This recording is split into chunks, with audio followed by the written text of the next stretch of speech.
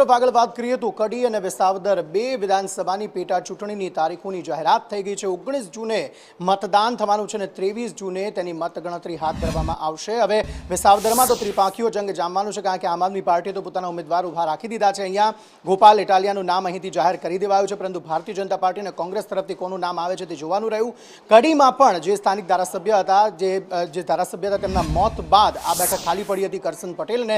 તે બાદ આ બેઠક ખાલી પડતા અહીંયા પણ પેટા ચૂંટણી યોજાઈ રહી છે। તેવામાં એક તરફ મહેસાણા અને કડીનું રાજકીય માહોલ પણ ગરમાયેલો જોવા મળી રહ્યો છે અને જૂનાગઢમાં જે વિસાવદરની પેટા ચૂંટણી થઈ રહી છે તેને લઈને પણ રાજકીય માહોલ જે છે તે ગરમાયેલો જોવા મળી રહ્યો છે। એક તરફ નીતિન પટેલ જે છે તે એવું કહી રહ્યા છે કે જે કડી છે, કડી બેઠક જે છે તે ભારતીય જનતા પાર્ટીનો ગઢ રહી છે। તેવામાં જે કોઈ પણ ઉમેદવાર અહીંયાથી ભારતીય જનતા પાર્ટીનો આવશે તે જ જીતશે તેવો આશાવાદ નીતિન પટેલ દ્વારા વ્યક્ત કરવામાં આવી રહ્યો છે। બીજી તરફ વિસાવદરની બેઠક માટે પણ ભાજપ જે છે તે આશાવાદી જોવા મળી રહી છે।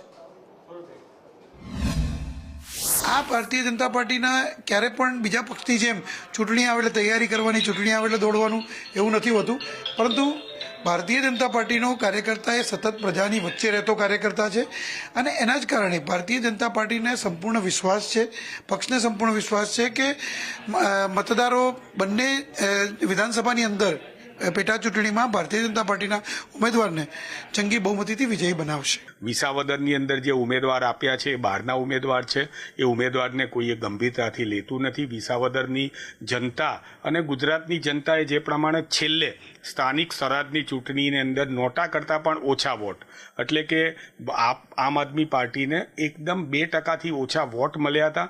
એટલે આમ આદમી પાર્ટી જે છે એને અત્યારે ગુજરાતની જનતા હોય કે વિસાવદરની જનતા હોય ગંભીરતાથી લેતું નથી, ચાપલુસી કરતા નથી, સત્તાની સામે હંમેશા રહ્યા છીએ અને ભાજપે અમારું વારંવાર અપમાન કર્યું છે ધારાસભ્યો ખરીદીને। તમે જુઓ, ધારાસભ્યો વારંવાર ખરીદે અને લોકોનું અપમાન કરે છે। એટલે વિસાવદરના ખેડૂતો માટે ગોપાલ ઇટાલિયાજીને અમે જાહેર કર્યો છે અને એમણે 160 ગામમાંથી 147 ગામમાં પર્સનલી વિઝિટ કરી લીધી છે, એમની સમસ્યાઓ લખી છે, એમના મુદ્દાઓ લખ્યા છે, એમના મુદ્દાઓ ઉઠાવ્યા છે। આ માત્ર આમ આદમી નથી લડી રહી, આ માત્ર ગોપાલ ઇટાલિયાજી નથી લડી રહ્યા, આ ગુજરાતના ખેડૂતો ચૂંટણી લડી રહ્યા છે। કડી એ ભારતીય જનતા પક્ષનો ગઢ છે। દાયકાઓથી કડી વિધાનસભા સીટ એ ભારતીય જનતા પક્ષ જીતતો આવ્યો છે અને આ વખતે પણ કડીની વિકાસ યાત્રાને વધુ આગળ વધારવા માટે તમામ પ્રશ્નોનું નજીકના જ ભવિષ્યમાં નિરાકરણ કરવું હોય તો સત્તાની સાથે રહેવું ખૂબ જ જરૂરી હોય છે અને ખાસ કરીને આપણા વિસ્તારમાં સિંચાઈના જે પ્રશ્નો છે ખેડૂતોના, પેશાની ઉબેર નદીમાં સૌની યોજના લિંક 4નું જોડાણ આપવાનું છે, ઝાંઝરસી ડેમમાં જોડાણ આપવાનું છે, સોનાવણી ડેમમાં જોડાણ આપવાનું છે, વેછાવડ હોય, મોરવાડા હોય એવા નાના નાના ગામોમાં પણ નદીઓમાં સૌની યોજનાનું પાણી આપણે પાઇપલાઇન દ્વારા નાખવાનું છે। આ અમારી પ્રાથમિકતા છે, ભારતીય જનતા પાર્ટીની અગ્રતા છે અને જે રોડ રસ્તાના કામો છે એ બાબતમાં માનનીય મુખ્યમંત્રીશ્રીએ 101 કરોડના કામો ગયા મહિને જ મંજૂર કરેલા છે અને આવનારા દિવસોમાં વધુ 100 કરોડના કામો મંજૂર કરવાની બાંહેધરી આપી છે।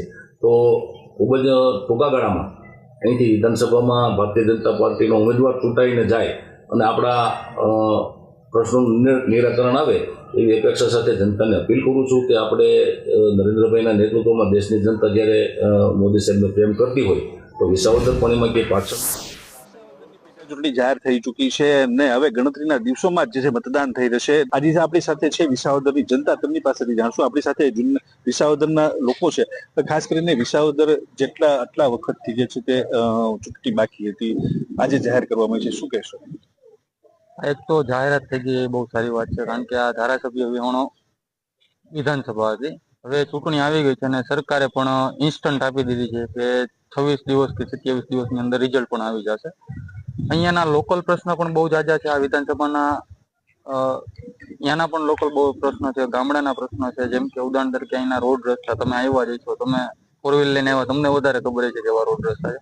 ઉપર જતા ગામડાઓમાં જઈએ તો ઉપરથી ગ્રાન્ટ આવે છે, છતાંય અહીંના જે લોકલ સ્થાનિક નેતાઓ છે કે જે સત્તા પક્ષના છે એ કોઈને જનતા હારે કઈ લેવા દેવા નથી। એને તો પોતાના ખીચા ભરાય, પોતાના પેટનું પાણી ભરાય એમાં એને રસ છે। એટલે અમારી દ્રષ્ટિએ એક એવા વ્યક્તિ અહીંયા ગોપાલભાઈ કરીને આવ્યા છે જેનામાં બધી આવડત છે, પોતે સારા વ્યક્તિ છે, એડવોકેટ છે, એનામાં તમામ ગુણ છે। તે પોતે અત્યારે મુદ્દાઓ લઈને લોકો પાસે જાય છે, પણ એટલે અમને એવું દેખાય છે કે આમ આદમી પાર્ટી જે તૂટી ગઈ હતી પણ હવે સારા એવા ઉમેદવાર આવવાથી એમાં પણ થોડોક નવો જોશ આવ્યો છે. શું કહેશો ખાસ કરીને વિસાવદરના ક્યાં ક્યાં પ્રશ્ન છે? રોડ, રસ્તા, પાણી સહિતના બીજા ક્યાં ક્યાં મુદ્દાઓ છે? ખાસ કરીને ખેતી પ્રધાન વિસ્તાર છે. અત્યારે આધુનિક સમયમાં અત્યારે અતિવૃષ્ટિ પડી રહી છે, વરસાદ બહુ પડી રહ્યો છે. તો વરસાદના લીધે અત્યારે ગામડે ગામડે બધાને ખેતીમાં બહુ તલ છે, મગ છે, એવું બધું વાવ્યું છે, પણ અત્યારે વરસાદના લીધે બધું ફેલ થઈ ગયું છે. એટલે એનું પેલા સહાય કરે એવી આશા સાથે અમે આમ આદમી પાર્ટી વાળા રજૂઆત કરીએ છીએ. ઇકોઝોનનો પ્રશ્ન છે, ખાતરનો પ્રશ્ન છે. અત્યારે માવઠામાં ખેડૂતોને તલ, મગ, અડદ જેવી પાકોમાં નુકસાની ગઈ છે. સરકારે ક્યારેય વિસાવદરને સહાય નથી કરી. વિસાવદરની અંદર આમ આદમી પાર્ટીનો ભવ્ય વિજય થાય, ગોપાલભાઈનો ભવ્ય વિજય થાય એવું વિસાવદરની જનતા કહી રહી છે. તો આ હતા વિસાવદરની જનતા અને લોકોનો મિજાજ. ખાસ કરીને જે ઈચ્છી રહી છે જો વિસાવદરનો વિકાસ થાય અને ખાસ કરીને આ પંથકમાં જે રીતે અન્યાય થઈ રહ્યો છે તેને ન્યાય મળે અને એવો ઉમેદવાર આવે કે જેની ઉપર વિસાવદરની પ્રજા છે તે કળશ તોડશે. કેતનોદા સંદેશ ન્યૂઝ, વિસાવદર. વિધાનસભાને લઈને ભાજપ દ્વારા કેવી તૈયારી કરી છે? આજે ભાજપના અગ્રણી નિલેશભાઈ દવે આપણી સાથે છે, તેમની સાથે પણ વાત કરીશું. નિલેશભાઈ, ખાસ કરીને જે રીતે ચૂંટણી જાહેર કરી દેવામાં આવી છે, કયા પ્રકારની તૈયારી ભાજપ દ્વારા?